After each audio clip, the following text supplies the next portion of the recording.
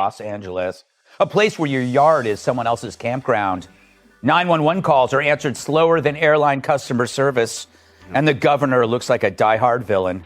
Gavin Newsom and Karen Bass have already proven their incompetence and poor leadership during the Los Angeles wildfires.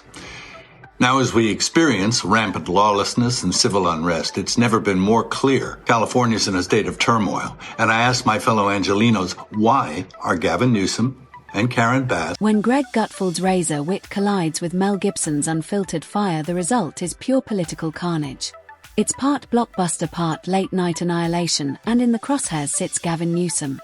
His polished speeches and photo-ready hair can't shield him from the relentless blows of sharp humor and brutal honesty.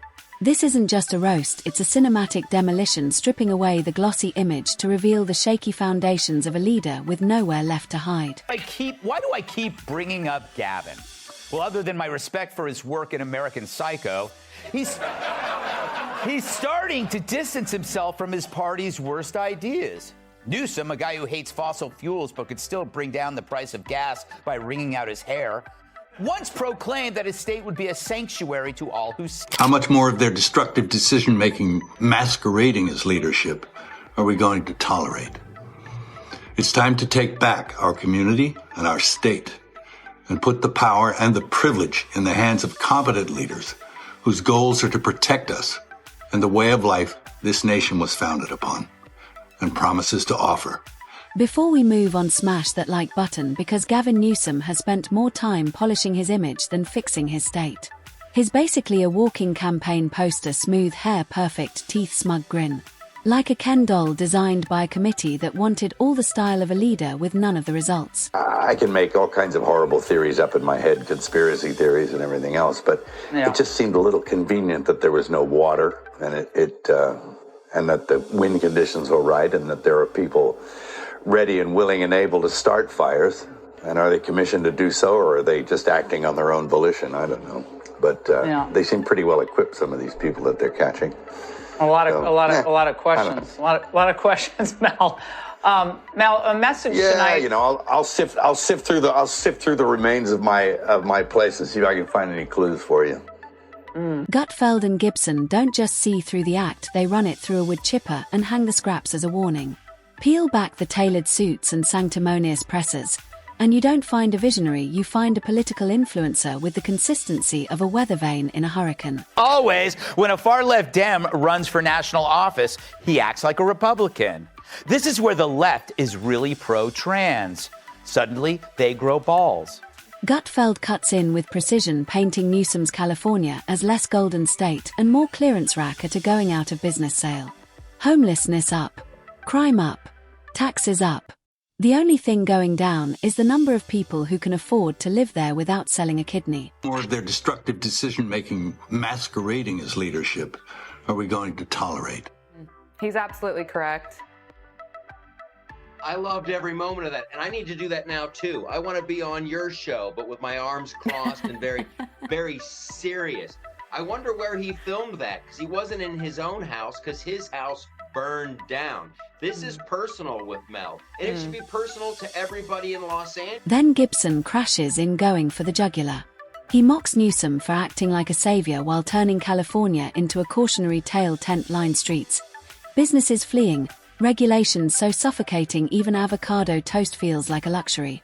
It's not leadership, it's a live-action disaster movie, and Newsom is both the director and the pyrotechnics guy. About anything? I think there's about 100 other reasons, too. Well, it's not his words when he speaks. Yeah. You have to watch him closely. And some genius decided not to film him any lower than the shoulder. Yes, did you? Yes. So what did he do? You couldn't see the hands. No, but he sent Morse code. Yes. Go back and watch it. Look at the blinking. Blink, look. Meet me at the house. Like, he's blinking. He's sending. I'm getting there. Hey, just so you know, I'm not wearing pants. Gibson jokes that Newsom is the type to stand on a burning ship, insisting it's fine because it looks great on camera. Rolling blackouts in one of the most tech-savvy places on Earth, he calls it a plot twist from the worst Hollywood script. Gutfeld adds that Newsom has mastered blaming circumstances while claiming credit for anything remotely positive. To be on Rogan's podcast when I guess you learned that your home had been lost.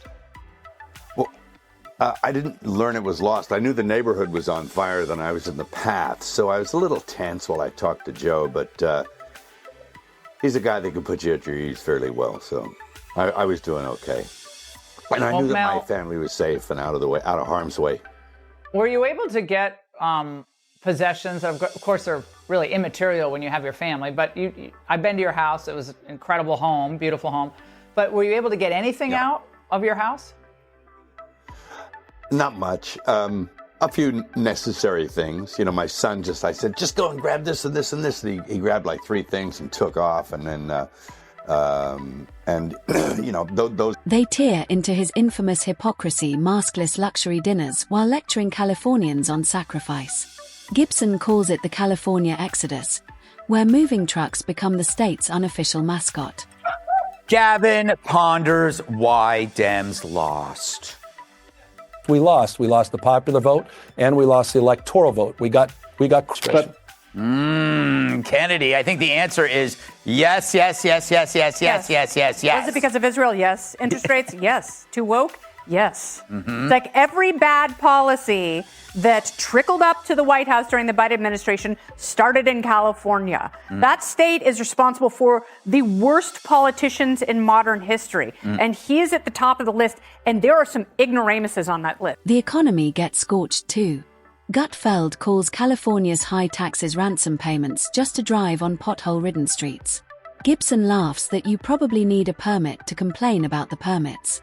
And the green energy push hilarious electric cars in a state that can't keep the lights on. You know, I do think he's given a lot more credibility because his son is a firefighter out there. His son is fighting these fires, so he does have some inside information and some intel. But, you know, I do believe that the majority of people believe that this is on the government. According to Fox News, Gavin Newsom cut funding for wildlife and forest resilience by more than $1 million just months before these wildfires. Mayor Karen Bass initially tried to cut from the LA Fire Department's budget $23 million in 2024, but settled for $17.6 million in cuts. Gibson quips if California under Newsom were a movie, it'd be a box office bomb beautifully shot, totally unwatchable. Gutfeld warns that exporting California's problems nationwide would be like franchising a failing restaurant. Criminal telling a jury he's sorry he robbed 25 banks when he's just sorry he got caught on the 26th. Because this isn't some spontaneous crisis. It's a man-made disaster like Chernobyl or Fox. To them, Newsom isn't a master of progress. He's an overpaid motivational speaker with rolling blackouts and a business exodus. His California is a reality show called Escape from Newsom's California. Well, the same day that Mel Gibson says what he says there, and he's correct on so many things as far as the management of wildfires, Gavin Newsom's approval on the handling of the wildfires is only 30%. Wow. Gavin Newsom announced that he has a podcast that he's about to launch. When you have a finely tuned machine like California is right now, where you have the highest poverty rate in the country, highest taxes in the country, you have 10 cities that have their own zip codes, and you have fire hydrants and reservoirs that don't have water in it, this is justified. And Gavin Newsom, remember, just last year we were talking about, will he be the Democratic nominee? Then you ask Californians. 7 in 10 Californians right now say that Gavin Newsom should not run for president. Gutfeld roasts his obsession with bans plastic straws gone. Gas mowers outlawed while crime and homelessness thrive. Families are fleeing to states with lower taxes and affordable housing, yet Newsom calls it progress. His hands in motion and his hair full of lotion.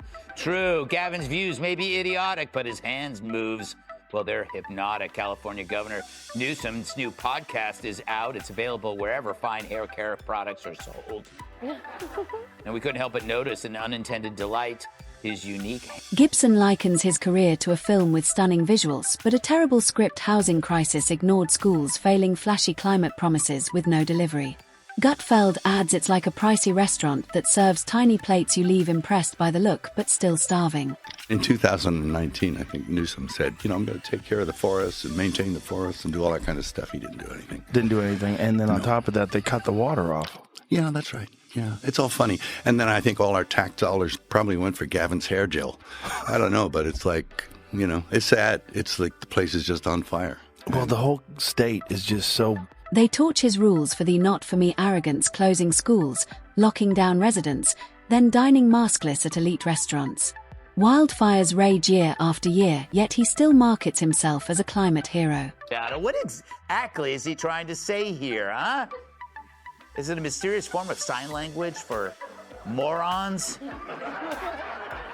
Is he conveying some secret code to terrorists? Is he signaling the Los Angeles Angels to steal third base? But I'm willing to bet that former Californians recognize those hand signals. They're the motions you make to back up a U-Haul as you flee that failed state and head to Texas. By the end, Gutfeld and Gibson agree California under Newsom isn't innovation, it's a cautionary tale in slick packaging. His greatest skill managing his own PR while leaving problems unsolved. There is absolutely no adequate excuse the governor or mayor can make for this gross mismanagement and failure to preemptively deal with what they knew was coming. Newsom, since he's been in, whatever you call it, office, has brought us nothing but rampant crime, acute homelessness, horrendous inflation. He's made it untenable for people to make a living. The State has become a Netflix series no one asked for renewed, only because the producers think people enjoy slow-motion train wrecks. Newsom isn't leading his workshopping punchlines in a burning theatre. And sadly, the next season will be even more ridiculous than the last.